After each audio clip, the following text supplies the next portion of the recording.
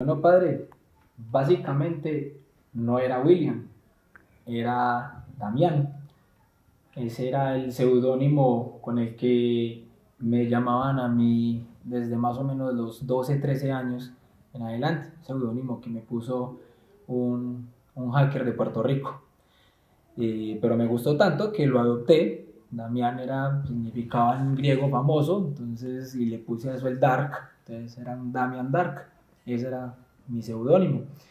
Pues padre, ¿quién era yo? Era una persona descontrolada, vivía en un mundo de oscuridad, fui ateo durante 16 años, practiqué el ocultismo, fui máster oficial en lo que eran los juegos de rol de World of Darkness, es decir, un mundo de tinieblas, especialmente en un juego que se llamaba Vampiro la Mascarada. Eh, Fui director de la marcha zombie en Medellín. Fui cantante en una agrupación de heavy metal durante 10 años. Padre, ¿qué le digo? Una vida completamente desordenada. Pero me remonto a que nací, por ejemplo, un 31 de octubre del año 1987 en una familia, como yo lo llamo, católica light, una familia medio católica. ¿Por qué? Porque mis padres no eran de estar yendo a la Eucaristía constantemente, pronto un domingo, ¿cierto? Gracias al Señor me bautizaron en la Santa Iglesia Católica, eso sí, lo agradezco enormemente hoy en día. Eh, pero no era una familia de convicción católica, sino más bien de tradición católica. Es decir, soy católico porque mis abuelos lo eran y así hacia atrás, pero no con una convicción clara de decir yo soy católico por esto y por esto. Entonces, en esa familia me crié. A los 2 años de edad recibí una bala perdida que me atravesó a 2 centímetros del corazón. Me salió atravesándome el hígado. La misma bala le dio a mi papá en un brazo. Veníamos en un bus. Mi papá me llevaba a mí cargado. Mi mamá venía en el embarazo de mi hermana. Segundos antes mi papá la había recostado, gracias al Señor. Si no, no estaría contando el cuento de esta forma, sino distinto. La bala atravesó y le dio a una niña en la cabeza, la misma bala. La niña murió cuando nos iban a entrar los dos a cirugía. ¿Por qué lo cuento? Porque yo sé que más adelante muchas personas me dirían a mí que yo tenía un propósito muy grande en la vida, que Dios me tenía para cosas muy grandes, pero mi respuesta con el ateo era que no, que el médico había sido un gran profesional, pero que ahí no había mano de Dios por ningún lado. Cosa que obviamente hoy no lo pienso de esa forma. ¿En qué ciudad fue este accidente o este atentado, esta bala? Fue en todo el semáforo de Colpizos en la ciudad de Medellín. Medellín, Colombia. Sí, señor.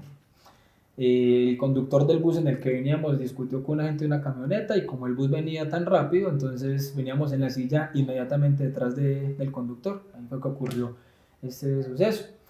Pues bien, fui un niño que sufrí de lo que hoy en día llaman bullying en la escuela, era algo así como un nerd y vivía pues como muy pegado de las burlas, cosa que me hacía pues sentir mal en ese sentido, pero siempre amante al estudio y al conocimiento.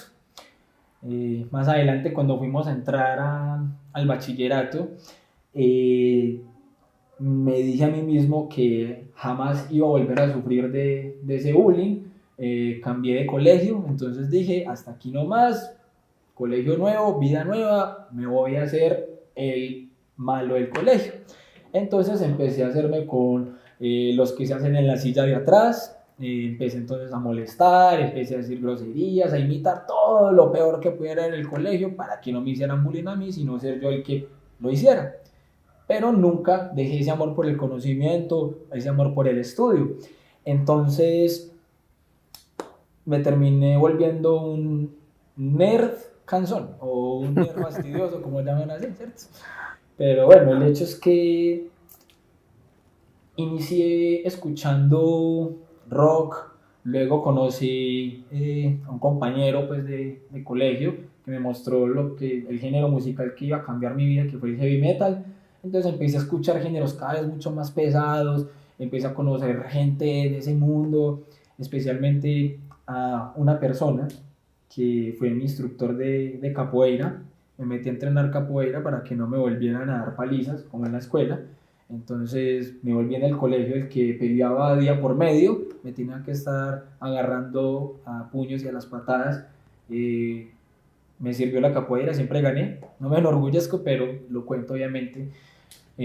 Por eso, incluso estando en octavo grado, me agarraba con pelados de 11 y preferían ya ni pelear conmigo porque era más bien bruto para pelear. Un día incluso le quebré una pierna a un muchacho. Eh, Pasé de ser el nerdo en la escuela, pasé de ser entonces el fastidioso en el colegio y me terminó volviendo lo que muchos rockeros sé que se pueden identificar con eso, me volví el raro. Entonces, cuando me volví el raro, este instructor de capoeira también me mostró un mundo de ocultismo, un mundo donde se vivía toda esa cultura del vampirismo, todo ese mundo nocturno que me encantó y me fascinó. De ahí vino, ¿Cuántos años tenía usted en esa época? en esa época tenía 12, 13 años, 14 años, Era muy joven. sí señor.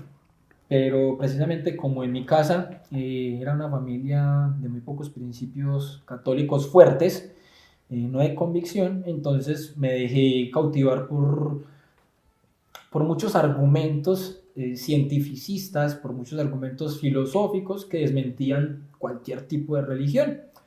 Mi profesor de filosofía, este instructor, los hackers que conocía, me metí en el mundo de los sistemas, entonces aprendí también todo ese mundo, conocí toda esta gente de los anónimos. Fueron muchas cosas en las que yo incursioné, fueron muchas cosas en las que yo viví en esa época. Vivía de bar en bar, yo farreaba, como decimos aquí en Medellín, o sea, bueno, rumbeaba de domingo a domingo, fume cigarrillo, tome cerveza, escuche metal. Inicié con mi agrupación, inicialmente era una agrupación de dark, donde la voz era gutural, luego pues fui cambiando un poco pues el estilo de la música, me metí en el mundo de los juegos de rol. Todos hemos jugado en algún momento de nuestra vida un juego de rol, como el que haya jugado Policías y Ladrones, pero los juegos de rol en los que yo incursioné no eran tan inocentes como Policías y Ladrones, sino que era un juego en el que yo como director de juego me hacía el dios de una partida en la que dirigía las vidas de los demás. Y para poder llevar a cabo esas partidas y poder subir de niveles tenían que aprender muchas cosas, muchas veces con libros de rituales incluso reales. Entonces me metí en ese mundo del ocultismo a través de un juego. Entonces empecé a aprender a hacer muchas cosas. Conocí grupos satanistas. Pero este fue el mundo que le presentó su instructor de capoeira. ¿Él le presentó ese mundo? Me inició ¿Cómo lo inicia él? Él me inició mostrándome el mundo desde una atmósfera muy general. Lo que pasa es que como yo no tragaba entero, yo solito me metí del fondo, me metí hasta el fondo en ese mundo.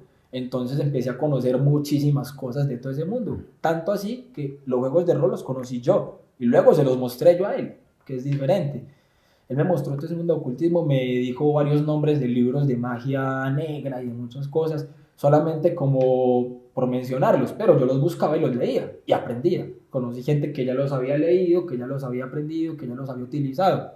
Entonces, en este camino mucha gente se pregunta, pero si usted dice que era ateo, ¿cómo así que entonces utilizaba satanismo, ocultismo y todo eso?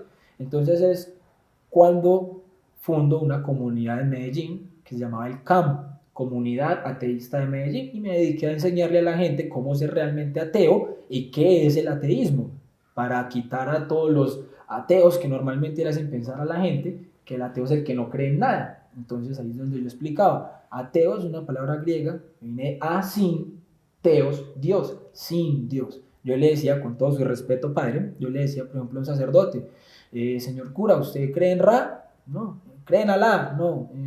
¿Krishna? No. Ok, padre, usted es ateo para esos dioses. La diferencia entre usted y yo es que yo no creo ni siquiera en el suyo. Yo no creo en ninguno. Simplemente que exista o no exista, no me interesa.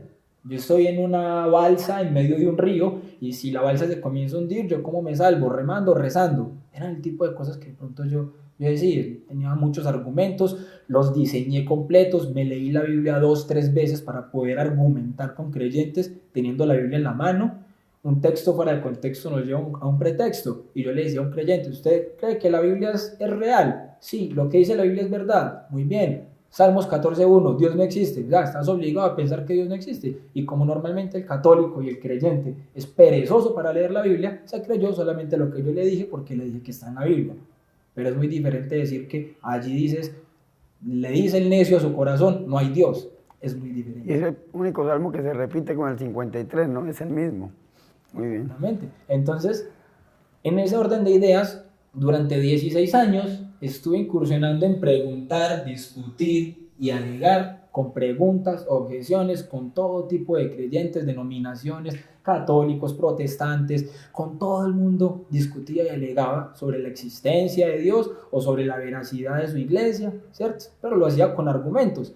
¿Cuál era el problema? Que como el creyente normalmente no conoce su fe, no se forma en su fe, cuando le preguntan este tipo de cosas, se queda cerrado. Entonces, si en 16 años no hubo quien me respondiera a mis preguntas, pues yo iba a pensar que el que tenía la razón era yo, ¿cierto? Claro. Entonces, ese fue el problema. Pero bueno, resulta que después de todo este paso de tiempo y todo lo que ocurrió, llegó un día a mi vida la mujer que me cambiaría todo mi panorama. Llegó a mi vida una hermosa rubia, a la comunidad que yo dirigía, que se llamaba Clan. En esa época éramos los que dirigíamos también la marcha zombie. ¿Qué es eso de la marcha zombie? Bueno, la marcha zombie fue idea de un ex compañero de muchas luchas en ese mundo. Él inclusive fue sacerdote y muchas cosas en el mundo wicca y pagano. La idea fue de él, pero terminé yo dirigiendo pues como ese mundo.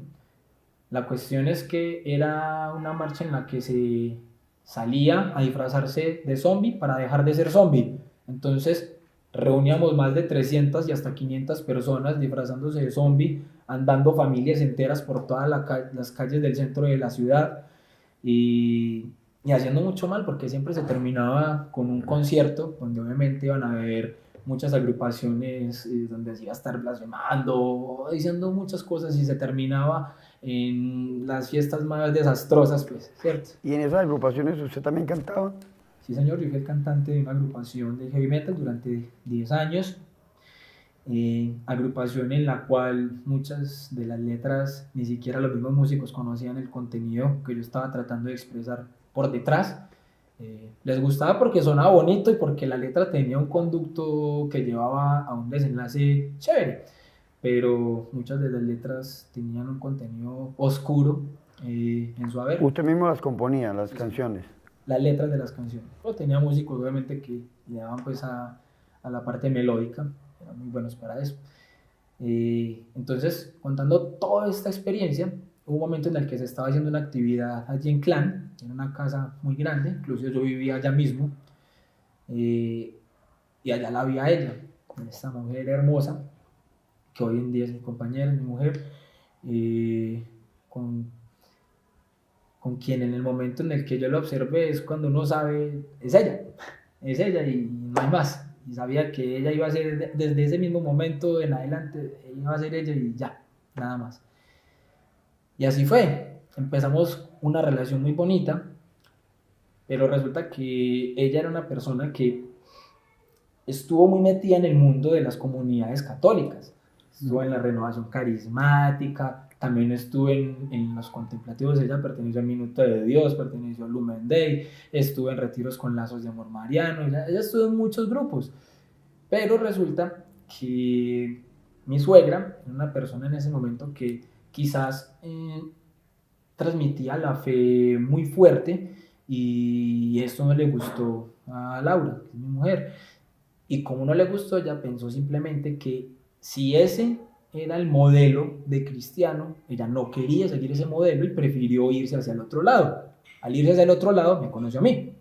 Entonces, al conocerme a mí, comenzamos a vivir en ese mundo de locura en el que a través de todo un año completo, mi suegra trataba de convencerme de que yo fuera a un retiro espiritual. Mi respuesta era, ¿para qué voy a un retiro espiritual? Uno pierde la plata. Me le tiro el retiro a más de uno de los que esté allá porque yo no me quedo callado y bastante confianza que yo me tenía. Y tercero, pues me daño también el retiro, pierdo el tiempo. ¿Para qué voy a ir a una cosa de esas? No, tranquila, suegrita, no hay problema. Hasta que después de un año, Laura quedó en embarazo, nuestro hijo, Juan Ángel. Y sin yo darme cuenta, ella pensaba, obviamente luego fue que me vino a contar todas esas cosas, pero sin yo darme cuenta, ella comenzó a asistir a la casa de la mamá, a un hogar mariano que tenían allá, donde una vez a la semana hacían el Santo Rosario. Yo no sabía que durante un año completo habían estado haciendo el Santo Rosario pidiendo por mi conversión, cosas que se entera uno después, pero bendito sea mi Dios, porque en el momento en el que estábamos cumpliendo un año de novios y ya Laura está en embarazo, ella simplemente pensó, yo no quiero este ejemplo para mi hijo. Así que me hizo ella la pregunta. Y ahí comenzó entonces ya a decir, mi amor, ¿por qué no vas a ese retiro espiritual que te está invitando mi mamá? Y yo, ¿en serio? ¿Tú también vas a invitar a ese? La misma respuesta, ¿para qué pierde la plata? Me le tiro el retiro a la gente, me tiro el retiro yo, ¿para qué? Pero ella me dio la respuesta más impresionante que se le puede dar a un ateo que quiera ser buena persona, porque el hecho de ser ateo no implica ser malo, pero ella me dio la mejor respuesta, más clara, más concisa y que contra eso no hay argumento que valga. Amor, lo que te haga mejor persona, bienvenido sea.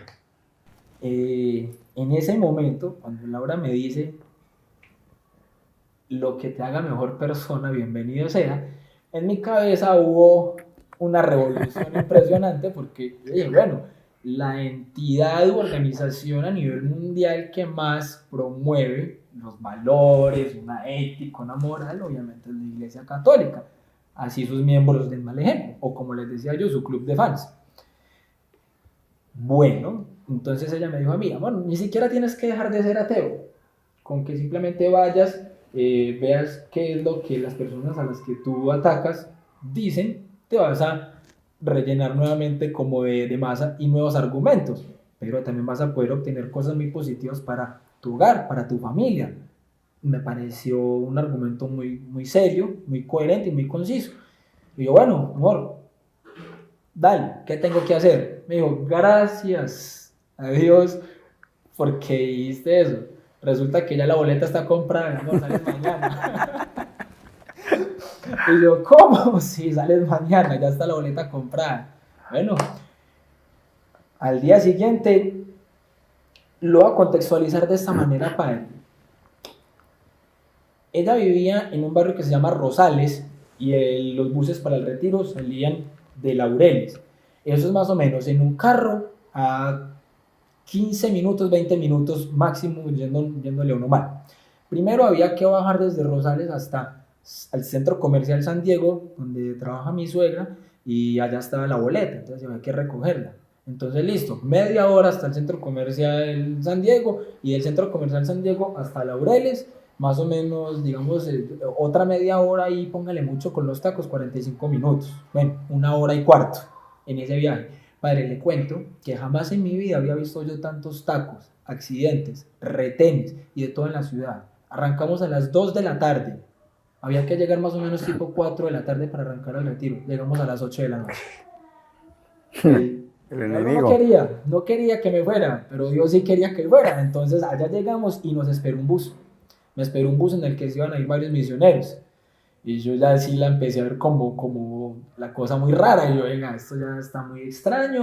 Yo mejor me bajo, yo mejor no voy. Amor, ¿tienes miedo? Yo, no, pues miedo de qué. Me subí. Al que no quiere sopa le dan 2 tazas. 2 misioneros al lado mío haciendo el rosario todo el camino. Y yo, ay, así es bien.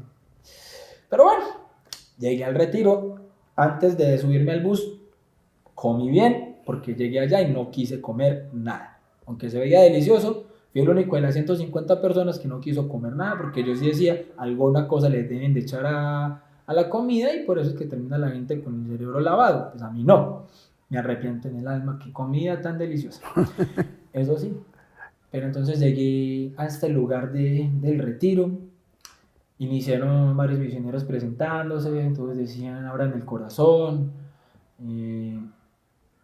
iniciaron con una frase que ellos todos dicen normalmente, que es ¿quién como Dios? Y la gente le respondía, nadie como Dios. Y yo por dentro, yo, ay, qué risa. Entonces me da mucha risa pues ver como todas esas situaciones. Pero inició un misionero, Fausto, que y le agradezco muchas cosas, mucho conocimiento. En ese momento inició con una charla que llamaba Soberbio Yo. ¡Wow! Ni mandaba a hacer. Entonces, inició contando varias experiencias, varias cosas, pero empezó a dar varias frases de varios santos, entre ellos varias frases del Padre Pío de Pietrelcina, yo, ¿quién será ese? De San Agustín, yo, ¿quién será ese otro? Pero que eran frases que realmente lo ponían a uno a pensar. No era solo la frase, sino que explicaba su contenido, me parecía algo muy sabio. Y hasta que llegó una frase de San Agustín, que dijo, nadie ama lo que no conoce. En el momento en el que él dijo, nadie ama lo que no conoce, otra vez otra revolución en mi cabeza, porque automáticamente lo que hice adentro era, voy para un retiro, no para un debate. Entonces me quedé calladito más bien. Pero en ese momento sí quería responderle a eso que estaba diciendo Fausto. Y yo interiormente le decía, ¿cómo así que nadie ama lo que no conoce? Precisamente eso es lo que hacen los creyentes con los rockeros, que a todos los satanizan, porque se viste de negro es satánico, y no es real. Entonces, pero se me devolvió, fue como ponerme un espejo. Y yo que dije, bueno, nadie ama lo que no conoce.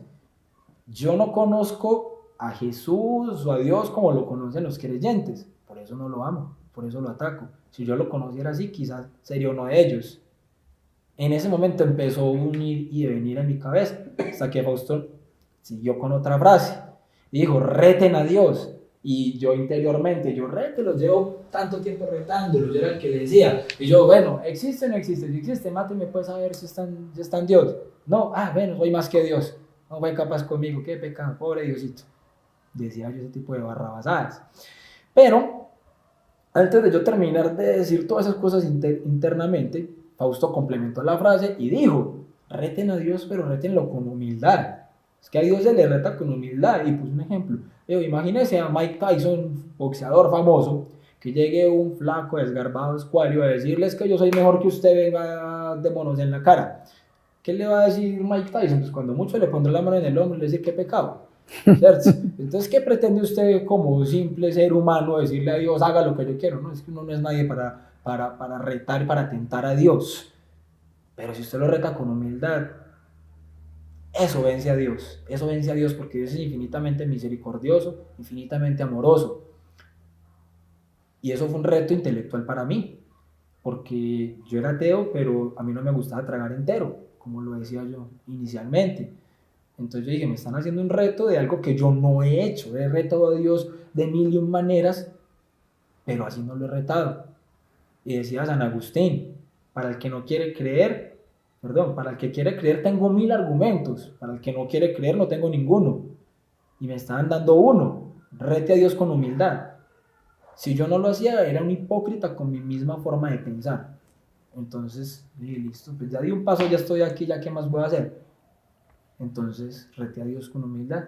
Yo digo, bueno, voy a cometer un suicidio intelectual y voy a hablar con Dios. Entonces, empecé a hablarle. O sea, imagínese usted un ateo en pleno retiro diciendo, bueno, Dios,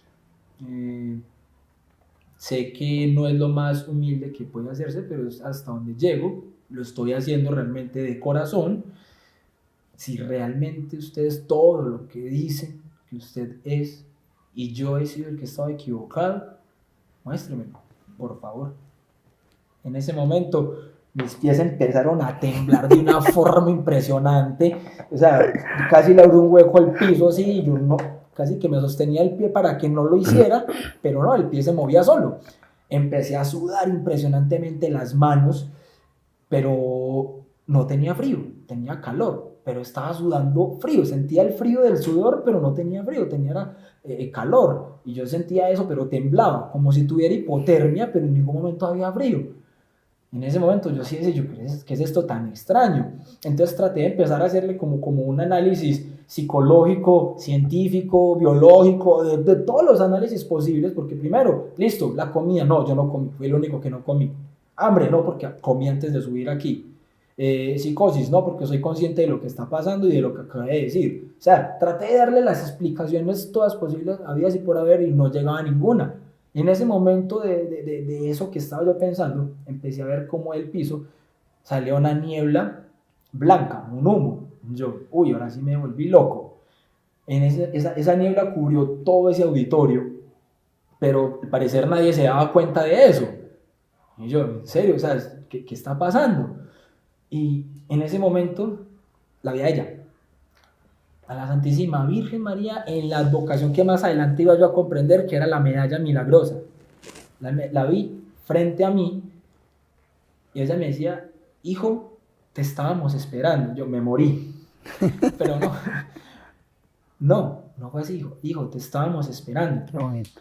Y yo me asusté. Y creerán ustedes que en ese momento me convertí.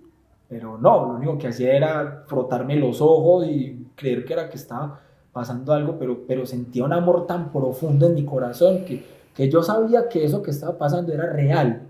Simplemente que en mi soberbia no quería aceptarlo. Tan no quería aceptarlo que en un momento simplemente desapareció eso. Seguía yo allí en el auditorio, la gente observando normal. Es más, ya Fausto se había ido, ya iba a empezar una misionera con otra charla y me paré y fui a buscar a Fausto. Y lo encontré, se sentó, me dedicó todo el tiempo del mundo, le conté absolutamente toda mi vida, le dije, vea, pasó esto y esto y esto y esto. ¿Qué pasó ahí? Explíqueme eso. Y lo único que me dijo fue, papito, pues dele gracias a Dios, porque muchos hemos querido ver alguna cosa o sentir alguna cosa en mucho tiempo y no lo hemos visto ni sentido. Entonces, si Dios le está permitiendo eso, dele gracias y vivas el retiro. Apenas está empezando. Viva el retiro, abra el corazón y el domingo hablamos. Y yo, bueno, acepté el reto. Y aceptando ese reto, al día siguiente tuve un proceso muy impresionante, casi quiebro una cruz de este grosor cuando había que arrodillarse a pedir perdón. Yo traté de hacer todo lo que me dijeran para que después no me dijeran a mí, vea, es que como no hizo eso, entonces por eso no se convirtió. Yo iba a demostrar que si las cosas pasaban, era porque realmente iban a suceder. Entonces no me negué a nada, sino que traté de participar de todo. En el momento en el que me arrodillé a mirar esa cruz, sabía y era consciente que la estaba mirando con odio y no quería pedir perdón. Es más, empecé a doblarla y casi la quiebro. En el momento en el que casi la quiebro, llegaron más misioneros allí. Después de que ocurrió todo ese momento, que fue bastante impresionante, me llevaron a una cabaña, dos de los directores del retiro. Les conté todo lo que había sido mi vida, ahí sí les conté absolutamente todo, porque ya en ese momento ya sí yo vi algo y sentí algo que si yo se lo cuento a un ateo me va a decir, no le creo. Pues yo lo viví, entonces yo lo cuento. Por eso yo sé que mucho de las conversiones son de la experiencia personal de la persona, ¿cierto? Valga la redundancia. Pero sé que también es la razón, un motivo de conocer al Señor.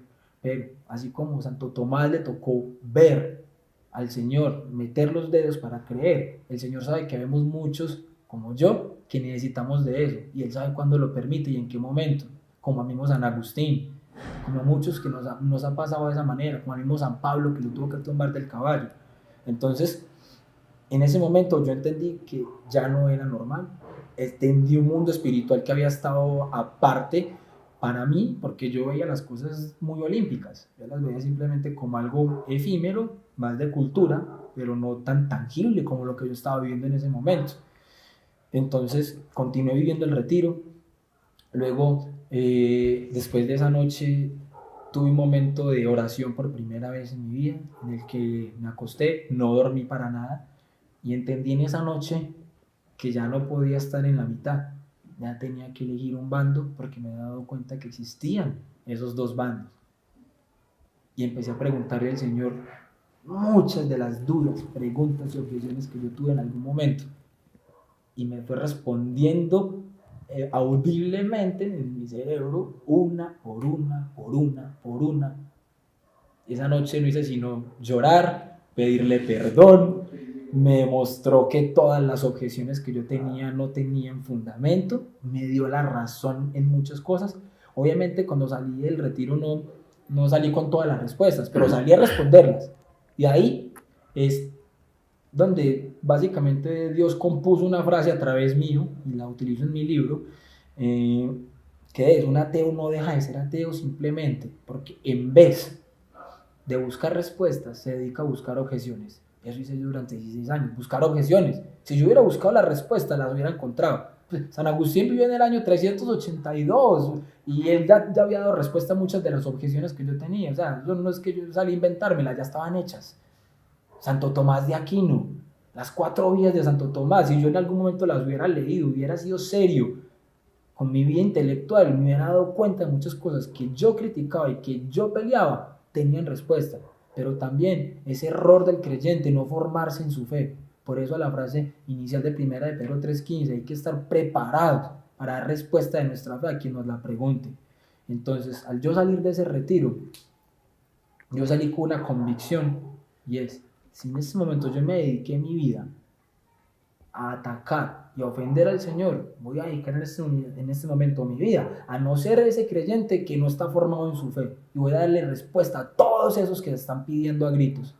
Sé que el Señor permitió que yo hubiera caído en esa oscuridad tan grande para yo poder salir a la luz y poder decir con criterio, yo ya estuve ahí, eso es malo, y vea, le muestro cuál es la verdad.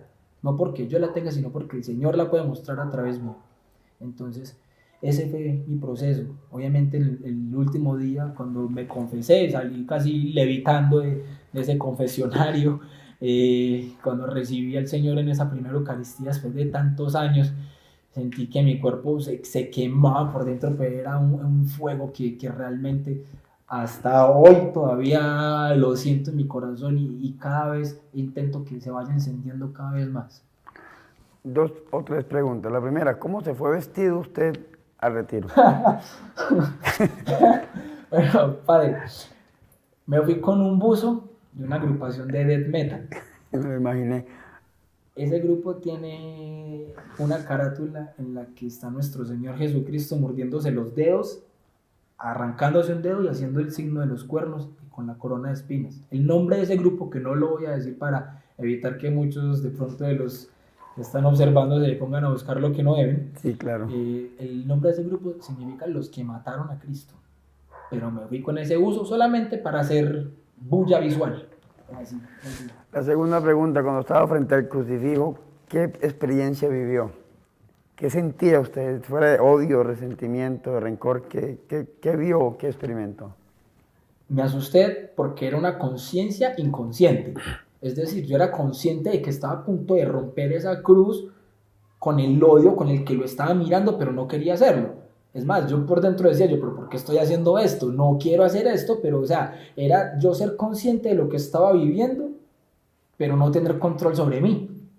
Lo mismo que pasó en el día sábado en la noche, en el momento en el que me dieron la bendición de la Virgen, de la Santísima Virgen María.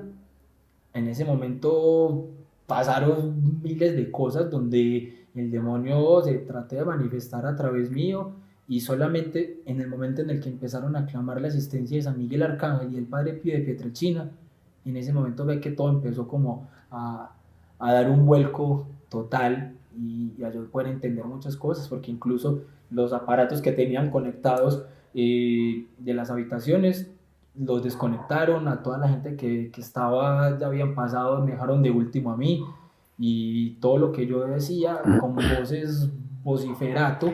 Y usted entró en un proceso de liberación ese sábado. Sí, señor. Un proceso de liberación.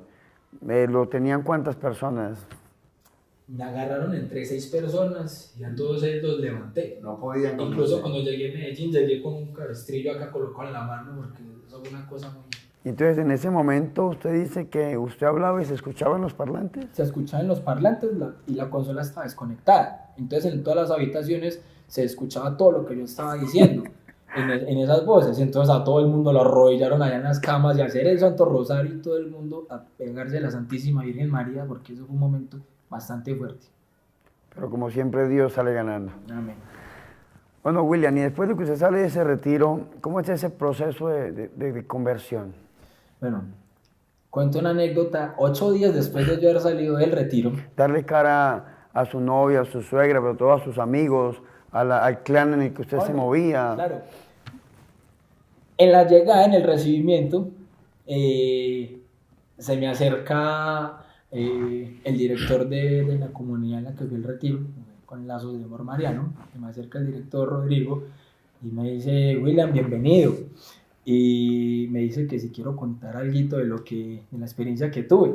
Ya en el auditorio estaba Laura, con su barriguita, con mi bebé, estaba mi suegra, estaba varias gente, obviamente allí, y cuando me entregan el micrófono, yo veo las caras que hacen, todos extrañados, pero es que yo cojo y levanto la mano y les digo, ¿quién como Dios? Y exactamente todo el mundo manos a la cabeza. ¿Qué? ¿Cómo es posible?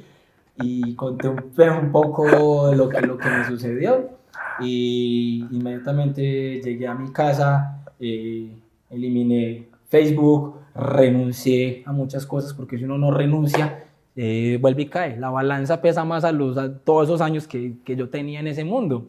Entonces, como lo explico yo muchas veces, como el alcohólico que quiere dejar de beber. Si usted no es alcohólico y se toma una cerveza, ok, no pasa nada. Pero si usted es alcohólico y se toma así sea un traguito, una copa, una gota, dejando de beber, vuelve y cae. Entonces yo tenía que renunciar a muchísimas cosas, si no, eso que vivía allá no hubiera valido entonces para nada. Simplemente hubiera sido como encender una fogata y esperar que se apague.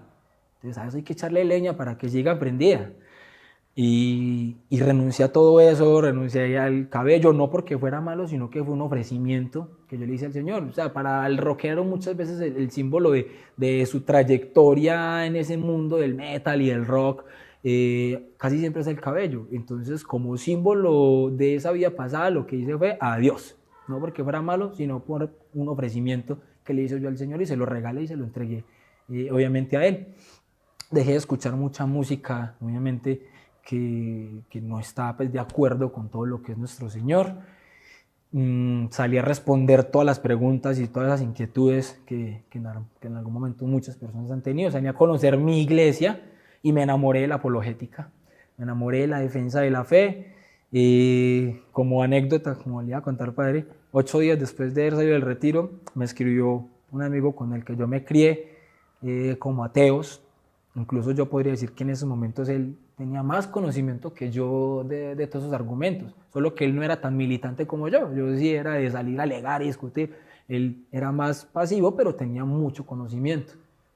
Y él me escribió, me dijo, William, usted no tiene que renunciar a todas las cosas para poder entregarse. Y lo felicito que haya cambiado de vida, que haya mejorado, pero usted no tiene que renunciar a sus amigos, a ir a los bares, a los conciertos.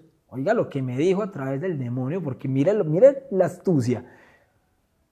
Hasta Jesús salía con ladrones, prostitutas y les cambiaba la vida. Entonces, ¿usted por qué se va a alejar? Usted antes puede darnos luz, ¿cierto?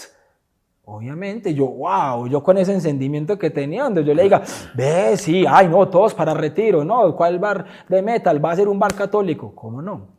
El Espíritu Santo en ese momento puso la respuesta, porque yo me di cuenta de lo que le contesté solo después de haberlo dicho. O sea, yo me quedé asustado, wow, ¿qué es esta respuesta, Dios mío? Yo le dije, mi hermano, pues no se puede. Ah, ¿cómo así? Mi hermano, hasta el mismo Jesús tuvo que esperar 30 años para empezar a salir con esa gente que espero yo con 8 días de haber salido. Entonces, y él me dijo, uy, muy interesante, tenemos que hablar y me cuenta cómo fue la experiencia y hasta ahí. Entonces yo ahí me empecé a dar cuenta, hasta no tengo necesidad de haber estudiado una respuesta muy elaborada, el Señor la puso en mi boca para decírsela. Muy buena, muy buena. Entonces yo, wow, bueno, impresionante. Entonces yo tenía que empezar a tener una madurez espiritual y una formación. Yo no conocía mi iglesia. Listo, mi conversión fue en la iglesia católica, pero yo todavía venía con muchas ideas de la Inquisición, yo era muy histórico, entonces yo tenía que salir a responder un montón de cosas.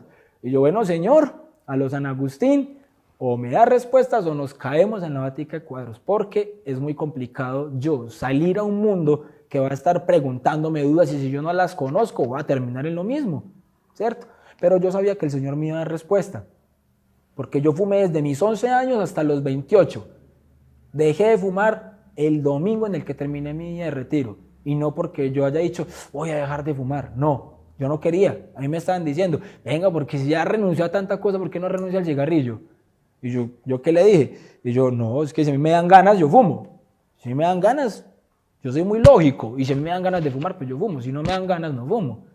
Y tenía el último cigarrillo ese domingo antes de subirnos al bus para irnos a Medellín. Y tenía ese cigarrillo, me lo fumé hasta la mitad. Y yo, bueno, Señor, vamos a hacer un trato usted y yo, pues. Usted sabe que yo soy muy lógico y si me dan ganas yo fumo. sé que el cigarrillo es perjudicial, sé que no es bueno para mi salud, hagamos algo. Quíteme las ganas de fumar. Y yo no fumo. Si me quita las ganas de fumar, yo no voy a ser tan ridículo de irme a fumar sin ganas. Padre, le cuento que hasta el sol de hoy no me volvieron a dar ganas de fumar, hasta ese día, se acabó. Puedo tener 5 personas al frente fumando. No me gusta. El Señor me quitó las ganas. Bueno, William, qué testimonio tan interesante. Usted dijo ahorita algo que a mí me gustó mucho, y es que usted no conocía la iglesia, y al salir usted con esa hambre, con ese deseo de obtener respuestas para poder crecer, usted se enamoró de la apologética. En ese momento le sirvo de una manera que ha sido una bendición impresionante en mi vida. Un compañero con el que yo estuve en el mismo retiro, tuvo un proceso de conversión bastante impresionante. Se llama Jorge Rodríguez. El Señor sabe que yo hubiera pecado de soberbia si yo hubiera salido de pronto a fundar en algún grupo o algo por mi propia cuenta. Incluso lo pensé en formar un CAM, como tuve la comunidad ateísta de Medellín, quería formar el CAM, Comunidad Apologética de Medellín, ¿cierto? Pero yo sabía que esa soberbia me hubiera atacado muy fuerte, pero el Señor me puso en el camino después de varios años, inclusive 2, 3 años después de ese proceso, me puso en el camino nuevamente a Jorge, con el que yo compartí este retiro. Y resulta que Jorge, desde ese momento, la Virgencita le ha puesto en el camino formar un hogar mariano.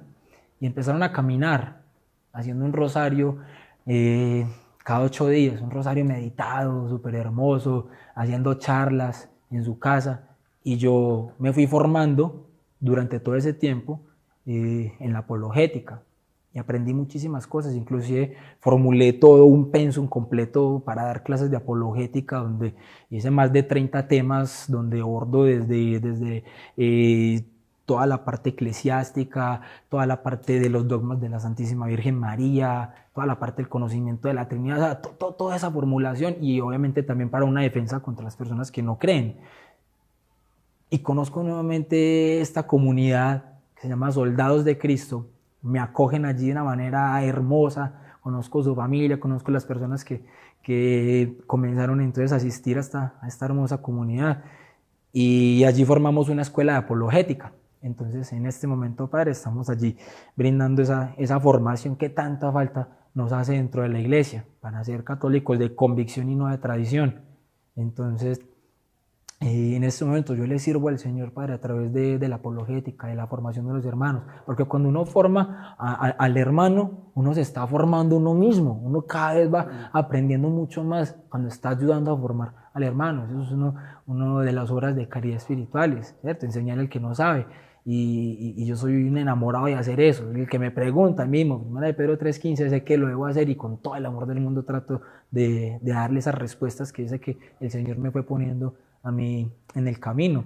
Entonces le doy muchas gracias al Señor, a la Santísima Virgen María, por reencontrarme nuevamente con Jorge, para poder conocer nuevamente lo que es Soldados de Cristo, comunidad que en este momento amo con todo mi corazón, y a la que le estoy entregando todo ese conocimiento que el Señor ha venido colocando en mí a través del Espíritu Santo.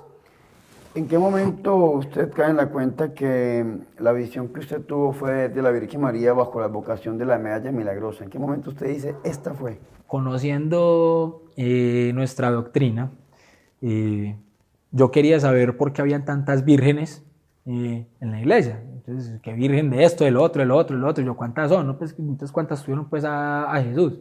¿Cierto? No entendí esa parte de que era una advocación. Entonces me metí a entender eso desde la parte apologética. Cuando entonces empecé a ver las apariciones de la Virgen María, cuando llego a la aparición de la medalla milagrosa, y yo, bendito sea Dios, usted fue la que llegó a mí.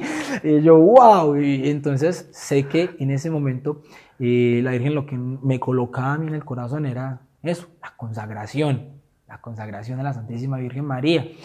Y he estado en ese proceso, en ese caminar de la consagración. Entonces, la comunidad precisamente también es de consagrados a la Virgen María, y esa es la medalla que todos con orgullo portamos, y que tratamos pues de darle como ese valor tan bonito que la mamá nos ha ido colocando.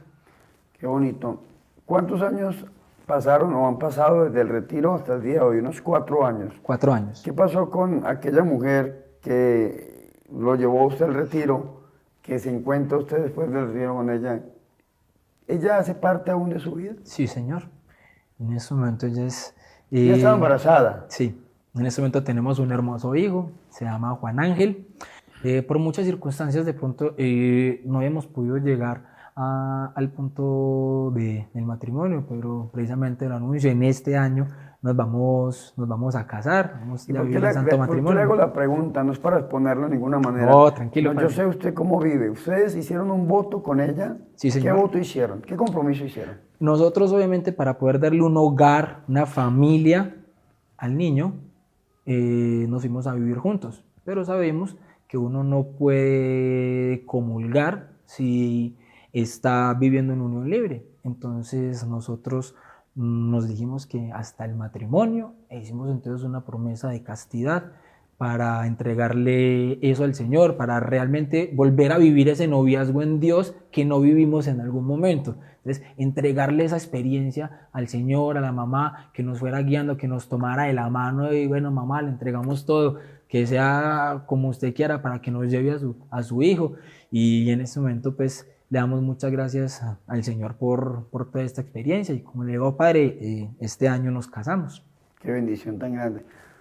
William, y si alguna persona que está viendo este testimonio, que sé que son muchos o miles de personas, y quisieran comunicarse con usted para algún consejo, para invitarlo a algún grupo, a alguna comunidad, a algún país, ¿cómo se pueden comunicar con usted? Claro, padre. Bueno, en este momento con Soldados de Cristo tenemos pues, presencia en las redes sociales. Recién estamos incursionando pues como tal en este mundo porque había sido pues únicamente muy presencial. Nos hemos dado cuenta que es muy necesario salir y transmitirlo. Entonces, por ejemplo, tenemos nuestro correo electrónico que es oficialsoldadosdecristo@gmail.com, nuestro Facebook, en nuestro fanpage que es Soldados de Cristo Medellín, y nuestro canal en YouTube que es Soldados de Cristo Oficial, y el número telefónico. Por aquí veo un número telefónico, más 57, y el número Sí, es... señor, es 300-857-9449. Bueno, ya saben, para los que están viendo fuera del país de Colombia, más 57 300 857 9449. Ahí pueden pedir consejos, oración. Sí, ¿Qué se señor. encuentra ahí? Ok, bueno, ese es el número y el WhatsApp de nuestro fundador pues, de la comunidad, que es Jorge Rodríguez. A través de él es que se hace pues, como todo el canal para todo ese proceso. El correo electrónico lo contesto yo porque hay muchas personas obviamente nos hacen muchas preguntas, consultas, toda esta parte pues, de la escuela apologética, ¿cierto? Cómo inscribirse, o de pronto si tienen alguna pregunta, vea, es que un hermanito protestante me preguntó tal cosa, entonces sacamos de pronto también el tiempito del ratico para contestar ese tipo de preguntas.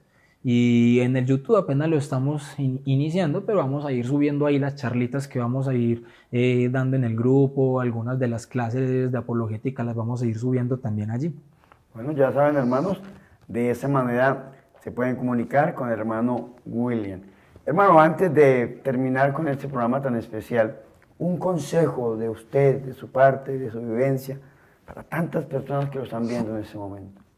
Sí, bueno, hermanos, el consejo más importante que yo les podría dar en este momento es oración y formación. Es la balanza correcta. Como decía San Agustín, reza como si todo dependiera de Dios, pero trabaja como si todo dependiera de ti. Y ese trabajo también incluye esa formación personal.